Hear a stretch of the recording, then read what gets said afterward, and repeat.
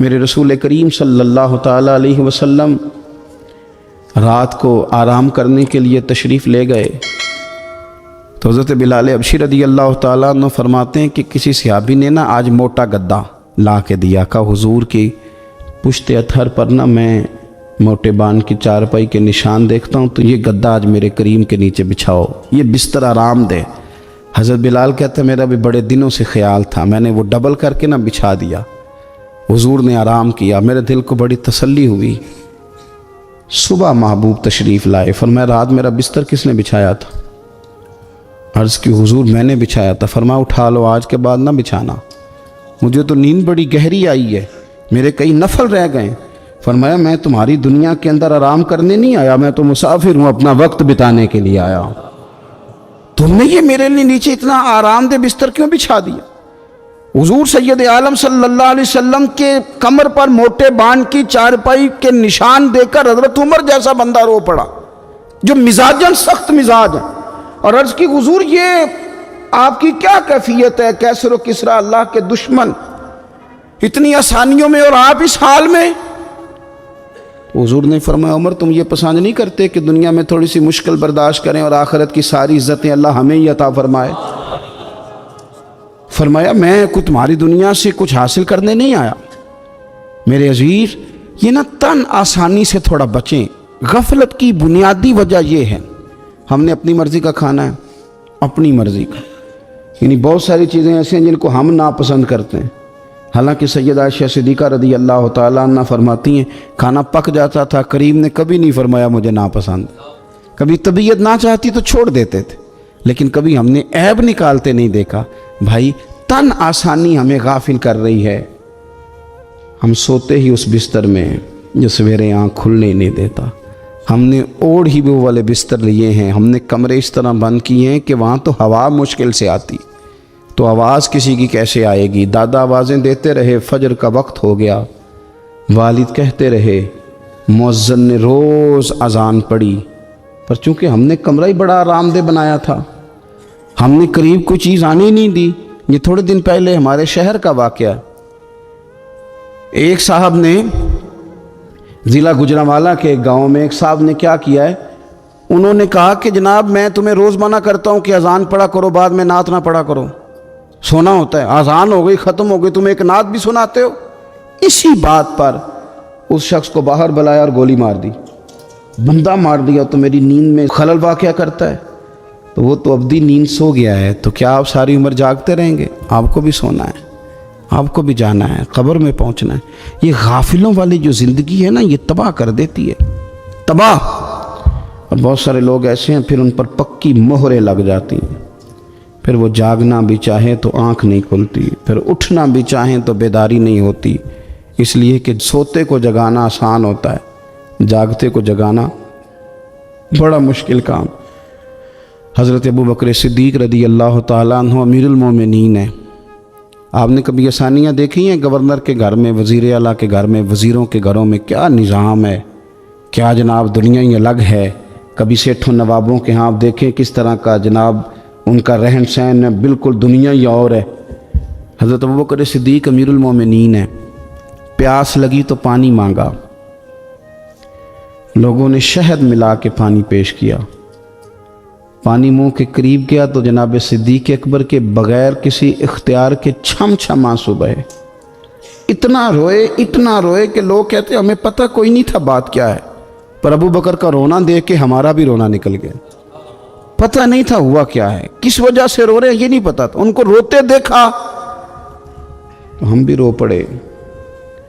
دیر تک وہ آہیں لیتے رہے، سسکیاں بھرتے رہے، آنسو بہاتے رہے، تڑپتے رہے، لوٹ پوٹ ہوتے رہے، عجیب کیفیت ہم نے دیکھی۔ بڑی دیر کے بعد وہ سنبھلے، عرض کی امیر المومنین ہمیں بھی بتلائیے، اتنے آنسو۔ جناب صدیق اکبر رضی اللہ تعالیٰ عنہ فرمانے لگے میں نا ایک دن حضور کی بارگاہ میں حاضر تھا، تو نبی کریم علیہ السلام کسی چیز کو فرما رہے تھے، ہٹ جا مجھ سے دور ہو جا، مجھ سے دور ہو جا، مجھ سے دور ہو جا، تو فرماتے ہیں میں نے بعد میں عرض کی حضور آپ کس چیز کو ہٹا رہے تھے؟ تو حضور فرمانے لگے میرے پاس دنیا آئی تھی، تو میں نے اسے کہا تو مجھ سے دور ہو جا، میرے قریب نہ، دور ہو جا۔ تو تو حضور فرماتے ہیں وہ مجھ سے چلی گئی پر جاتی دفعہ کہہ گئی ہے کہ حضور آپ نے تو مجھے اپنے سے دور کر دیا، پر آپ کے بعد والے مجھ سے بچ نہیں سکیں گے، وہ مجھے قبول کر لیں گے، وہ مجھے بڑی بڑی سیف الماریوں میں جگہ دیں گے، وہ تجوریوں میں بھر لیں گے، وہ مجھے رکھ لیں گے، پسند کر لیں گے۔ حضور نے فرمایا تو ہٹ جا۔ حضرت صدیق اکبر فرمانے لگے میں پانی مانگتا ہوں، مجھے شہد دیتے ہو، مجھے دنیا دار نہ کر دینا، مجھے اس آسانی میں مبتلا نہ کر دینا، مجھے ڈر لگتا ہے ان لوگوں میں نہ ہو جاؤں جن پر دنیا پھیلا دی گئی، پھر وہ اللہ کے ذکر سے غافل ہو گئے۔ بھائی کتنے دکھ کی بات ہے کہ کچھ لوگوں نے پچھلے رمضان شریف کو قرآن مجید کھولا تھا، یعنی ایک مہینے میں بھی ایک قرآن شریف ہم ختم نہیں کر پاتے۔ کیا ہم روز فون نہیں سنتے؟ کیا ہمارے پاس جو SMS آتے ہیں ان کے جواب نہیں دیتے؟ کیا ہم اپنی مرضی سے اپنی طبیعت کے مطابق نیند پوری نہیں کرتے؟ کیا ہفتے میں 1-2 دفعہ ہم باہر سے جا کے کھانا کھانے کا پلان نہیں کرتے؟ سارے کام ہم کر رہے ہیں، ٹائم نکل رہا ہے، دوستوں کے ساتھ ملاقاتیں ہو رہی ہیں، خوش گپیاں جاری ہیں، تو کیا وجہ ہے قرآن پاک ہمارا مہینے میں 1 دفعہ ختم کیوں نہیں ہوتا؟ درود پاک کی مجالس ہم قائم کیوں نہیں کرتے؟ ہم کیوں نہیں اپنے آپ کو تھوڑا سا وقت دیتے؟ کیوں نہیں ہم اپنی روحانی زندگی کو آباد کرنے کے لیے تھوڑا سا آگے بڑھتے؟ کیوں نہیں وظائف پابندی سے پڑھتے؟ کیوں فجر سے تھوڑا پہلے ہماری آنکھ نہیں کھلتی؟ غافلوں والی زندگی نہ گزارے، ورنہ یاد رکھیں ہماری آنکھ اس وقت کھلتی ہے جب آنکھ بند ہونے کا وقت آ جاتا ہے۔ اس وقت آنکھ کھولیں گے تو اس کا فائدہ کوئی نہیں ہوگا۔